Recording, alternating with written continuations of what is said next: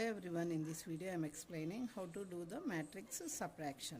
So B minus A you should do. So each element, this minus this and this minus this, corresponding subtraction you should do, because this is subtraction. So minus 1 minus 0 minus 1, 2 minus 1 1, like that. 3 minus 2 1. So respective elements you should consider. 0 minus 2 minus 2, 1 minus 3 minus 2, 0 minus 4 minus 4, 0 minus 4 minus 4, minus 5, minus 1 plus 6 means 5. Okay. So this one. So next is 3b minus 2a.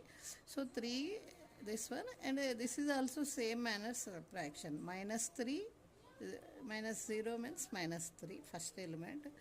6 minus 2 means 4. 9 minus 4 means 5.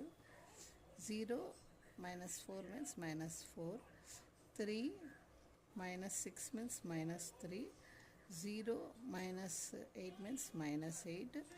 0 minus 8 means minus 8. 0 minus 10.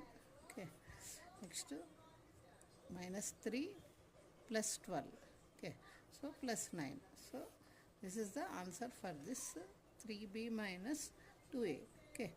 So I in this in my channel you can watch see matrices, all Cramer's